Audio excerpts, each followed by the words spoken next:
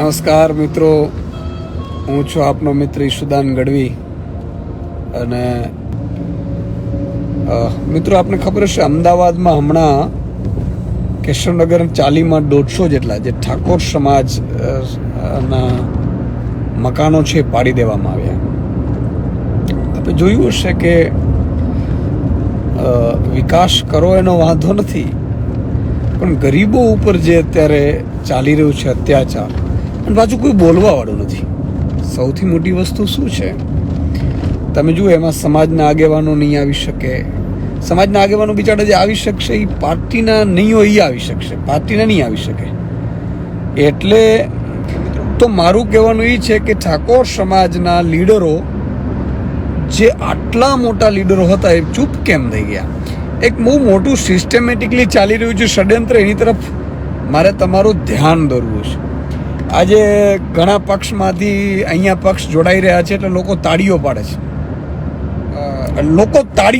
છે. કે આ પાર્ટી તૂટી, ફલાણી પાર્ટી તૂટી, આ પાર્ટીના નેતા ગયા, ફલાણી પાર્ટીના નેતા ગયા.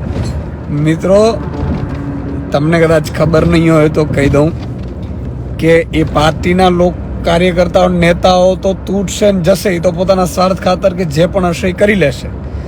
પણ તમારા દીકરાઓના શિક્ષણના સપના તૂટે છે, તમારા દીકરાઓની સરકારી નોકરીઓના ભણતરના અને પેપર લીકના જે અવાજ છે એ તૂટે છે. પછી કોઈ બોલવા વાળું જ નહીં રહે. પછી એટલું અત્યાચાર થશે. જે લોકો તાળીઓ પાડે છે આજે જોઈનિંગથી અને બહુ ખુશ થાય છે, સાહેબ, લોકશાહીમાં વિપક્ષ મજબૂત હોય બહુ જરૂરી છે, તમે માનો કે ન માનો. અને જો છતાંય તમને એમ લાગે કે વિપક્ષ વગરનો જ દેશ જોઈએ છે, તો તાળીઓ જ પાડો, એમાં કંઈ વાંધો જ ન હોઈ શકે. મોજથી તાળીઓ પાડો, અને છેલ્લે પછી પસ્તાવાનો વારો આવે ને ત્યારે તમારો પાડોશી પણ તમારી સાથે નહીં હોય. એટલે અશ્વિનભાઈ ડુબરી કહે છે આવો વિસાવદર. એટલે મને બહુ આશ્ચર્ય થાય છે, ઘણા લોકો બિચારા એટલા તાળીઓ પડે, એટલા ખુશ થાય, આ પાર્ટીઓ તૂટી ગઈ, ભાજપમાં આવી ગયા બધા. ભાજપમાં આવીને કરશે શું? એક વસ્તુ તો એ છે. બીજું કે ભલે ને જાય, ચલો, જેને જેને જવું હોય જાય, એમાં વાંધો પણ નથી. તો સામે આજે ઠાકોર સમાજના આટલા 150 મકાનો તૂટ્યા. મેં પત્ર લખ્યો મુખ્યમંત્રી. મને ખબર છે કે પત્ર લખવાથી મુખ્યમંત્રીને કાંઈ ફરક નથી પડવાનો, કારણ કે ઠાકોર સમાજ ભરીને એમને મત આપવાનો છે. અને એ 150 ઠાકોર સમાજના મકાનો છે. માત્ર એટલું નથી, ઠાકોર સમાજ આખું ઠાકોર સમાજ છે. જો એ સોગંદ ખાય કે અમારા ઠાકોર સમાજના લોકોનું મકાન તૂટ્યું છે, હવે માની લો ઠાકોર સમાજના આગેવાનો હતા ચૂંટણી પહેલા, જે ભાજપમાં પડી ગયા, હવે ચૂપ છે. શું કામ? એ બોલી ન શકે, એને તો ટિકિટ કપાઈ જાય. તમે જુઓ, પટેલ સમાજના આગેવાનો હતા, ક્યાં બોલે છે કોઈ? બહુ સમજવા જેવી વાત છે. જો સમજી શકો તો ઠીક છે, બાકી કંઈ વાંધો નહીં. એટલે ઘણા લોકો બિચારા એટલા ખુશ થાય છે કોઈ પાર્ટીનો એક નેતા તૂટે તો, એને ખબર નથી કે તમારા દીકરાના સપના જ તૂટે છે, તમે તૂટી રહ્યા છો. અને આ નેતાઓને તો કાંઈ ફરક ન પડે.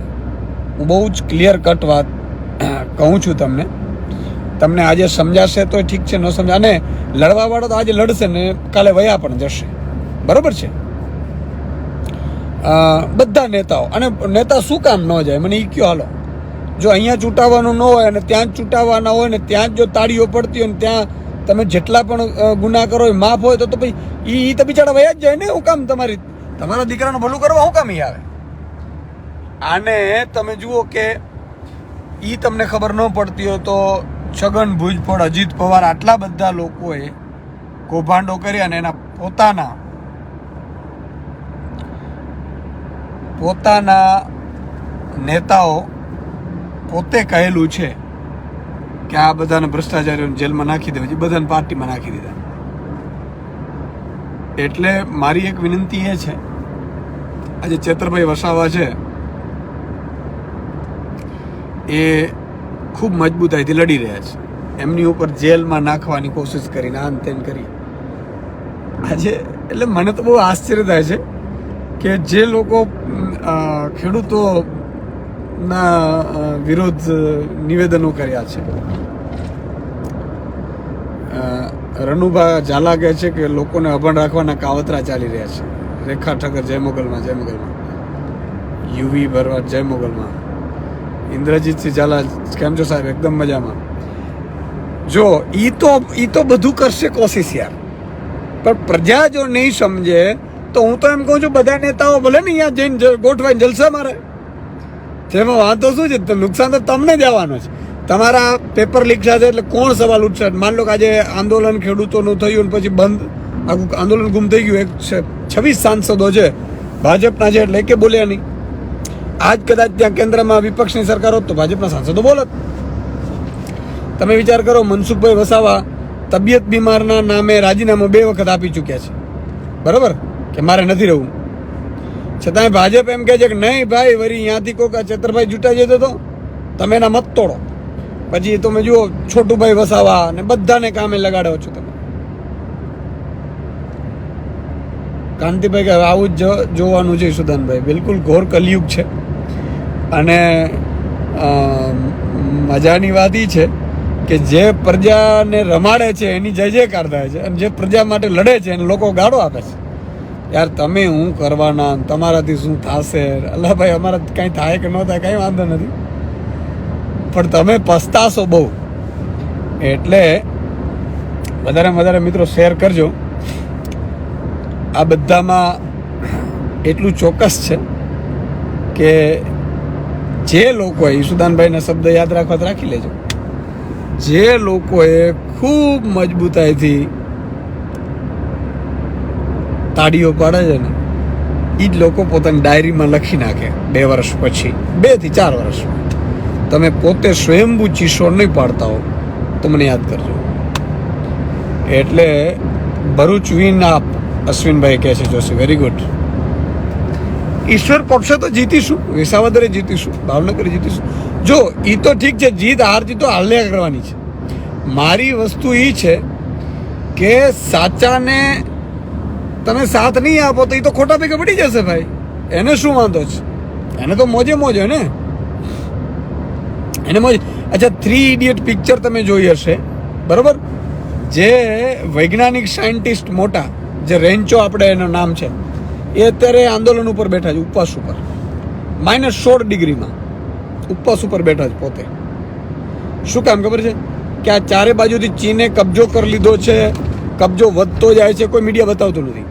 અને એમને બિચારે ખૂબ કીધું કે સીમા હૈદર અહીંયા આવી તો આખું મીડિયા સીમા હૈદર કરી છે. અને પાકિસ્તાનમાંથી અહીંયા આપણા સૈનિકો આપણે કબજો કરવા માંડ્યા છે, તો એના ઉપર કોઈ બોલતું નથી. એવું પોતે બોલે છે, ટ્વીટ છે, જોઈ લેજો તમે. તો ઈશુદાનભાઈ વિસાવદર વિશે બોલો કંઈક. અતુલભાઈ બોરાડ, બરોબર છે. આજે હું વિસાવદર આવી રહ્યો છું મિત્રો. વિસાવદરમાં પણ જો ભૂપતભાઈએ પ્રજાને દગો કર્યો.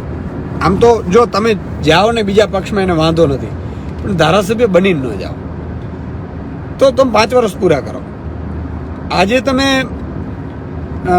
એમને એમ વયા જાઓ ને, ચાલો આજે મારા ઘણા જિલ્લા પ્રમુખ, તાલુકા પ્રમુખ, ફલાણા ઢીકડા કે આજ તક જેને ઠીક લાગતું હોય ચૂંટણી લડીને ગયા, કાંઈ વાંધો નહીં. એ પ્રજાને તો દ્રોહ નથી કર્યો, પાર્ટીને દ્રોહ કર્યો, કંઈ વાંધો નહીં. એ તો ચાલતું રહેતું હોય, હાલો, બરાબર. પણ સૌથી મોટી વાત, તમે ધારાસભ્ય તરીકે ચૂંટાયા પછી પેટા ચૂંટણી થોપો છો, અને હવે એ જ જો વ્યક્તિ ચૂંટાઈ જાય ને તો આ પ્રજામાં આપણામાં ખામી છે, પછી બીજાને નહીં કહેવાનું. મારી વિનંતી એ છે કે વિસાવદર ચૂંટણી ઉપર આજે હું સભા સંબોધન કરવાનો છું, લોકોમાં જવાનો છું. વિશાલભાઈ કહે છે દ્વારકાધીશ ભાટુ તમને શક્તિ આપે. દ્વારકાધીશ તો શક્તિ આપે છે, પણ હવે તો માથા ઉપરથી પાણી જાય છે. મને બીજું કાંઈ વાંધો નથી મિત્રો, લડી તો આપણે ગમે એની આમે શકીએ છીએ, પણ જેના માટે લડીએ છીએ એને કદર નથી ને, પીડા ત્યાં છે બસ. એટલે આ બધી વસ્તુઓ ખૂબ દુઃખદાયી હોય છે કે તમે જેના માટે લડો છો એ તો પાછા તમને મજાકમાં જોતા હોય કે જોયું ઈશુદાનભાઈ હારી ગયા ને, કેમ છે બાકી આમ. એટલે બહુ આંસુ આવે. આ કે ઈશુદાનભાઈ હારો જીતવા માટે નથી ભાઈ, અને કંઈ મારે પડી નથી.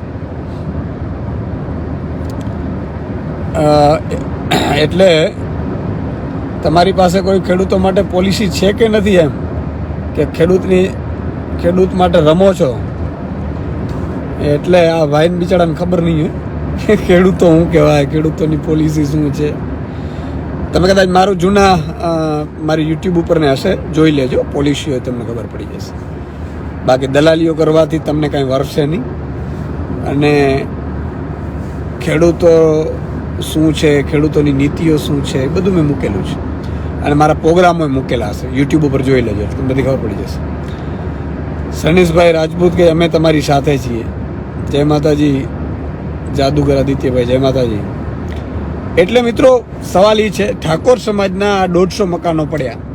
મારે એટલા માટે કેવું છે, મેં મુખ્યમંત્રીને પત્ર લખ્યો, બધા રજૂઆત કરીને વિનંતીઓ કરીને મારી ટીમે ગઈ હતી, ત્યાં ગઈ, બરાબર. કોઈ કાંઈ ફેર નથી પડવાનો. કોઈ ઠાકોર સમાજનો ભાજપનો નેતા ચૂંચા કર્યું હોય તો મને કહો, ન કરી શકે. એટલે હું કહું છું બધા લોકો ભાજપમાં વયા જાઓ, એટલે પછી કોઈ પ્રજા બોલે જ નહીં, એ એનો સાચવી લે અને પ્રજા કંઈ બોલવાનું નહીં, બરાબર છે. એટલે તમે તમારે ધબધબાવો. અને એ જ દારૂમાં બેફામ વેચાતો હોય દારૂ, અત્યારે દારૂબંધી છે ગુજરાતમાં, કોઈ બોલતું નથી. મજા છે. એટલે હું એટલા માટે કહી રહ્યો છું, રબારી સમાજ, માલધારી સમાજ વિરુદ્ધ, બળવાર, રબારી, ચારણ, આ બધા માલધારીઓમાં આવે, માલધારી સમાજ વિરુદ્ધ ભાજપે કાયદો લાવ્યો. આ વાત બહુ સમજવા જેવી છે, સમજે અને વંદન. ભાજપ કાયદો લાવ્યું કે માલધારી સમાજ હવે કોઈ પણ પશુ રાખશે ને તો લાયસન્સ લેવું પડશે. અને લાયસન્સ અને ઢોરોને ઉપાડીને ગાયોને ભરી અને મારી નાખી, એવું આક્ષેપ થયો ને. રબારી સમાજના અને માલધારી સમાજના આગેવાનો લગભગ મહિનો ઉપર, 1.5 મહિનો ઉપર અમદાવાદમાં ઉપવાસ ઉપર બેઠા હતા. વિચાર કરજો તમે. અને હું તો ત્યાં ઉપવાસ છાવણીની મુલાકાત લીધી, મેં જોયું. એક તો એણે કીધું કે ભાઈ તમારા પાસે વાડામાંથી ગાયો ઉપાડી જતા, તમારા પાસે ગાયો રાખવાની વ્યવસ્થિત જગ્યા નથી, કાયદા પ્રમાણે આટલી જગ્યા હોવી જોઈએ. અને એ જ્યાં ઉપાડીને લઈ જતું હતું કોર્પોરેશન, એ જ્યાં ભરી રાખ્યું હતું ત્યાં તો ગાયો સમાતી નહોતી. તો તમને કાયદો લાગુ નથી પડતો, બરાબર. રબારી સમાજ નારાજ હતો, ખબર પડી. અને વાડીનાથ કાર્યક્રમમાં ભાજપે જય વાડીનાથ કરીને કાર્યક્રમો કર્યા. મને કોઈ વાંધો નથી, કાર્યક્રમો બિલકુલ થવા જોઈએ, પ્રધાનમંત્રી આવવા જોઈએ, મંત્રીઓ આવવા જોઈએ, બધું આવવું જોઈએ. પણ એ કાર્યક્રમોને જોઈને મતદાન આપણે કરવાનું થતું નથી. મારું જે વાત છે એ જ. ધાર્મિક કાર્યક્રમો તો આપણે થવા જ જોઈએ, બરાબર. અમારે માલક સોનલમાના કાર્યક્રમો થયા, માતાજીના કાર્યક્રમો, બધા કાર્યક્રમો થવા જોઈએ. પણ એ કાર્યક્રમોની ના કારણે જ મતદાન ન થવું જોઈએ. આપણે માલધારી વિરુદ્ધનો કાયદો છે, યાદ રાખવાનો ચૂંટણી સમયે. અને કાળા ચોરને મત આપવાનો, કહેવાનું કાળા ચોરને આપીશું, પણ જોઈ લેશો એમ. રાજેશભાઈ કહે છે, યશુદાનભાઈ, લોકોને સહન કરવાની ટેવ પડી ગઈ છે, સમાજના નેતાઓની પાછળ દોડવાની ઉસાતુસી વધી ગઈ છે. ભાજપ હટાવો, દેશ બચાવો. આમાં સમય આવે ને ત્યારે બધું થાય. એટલે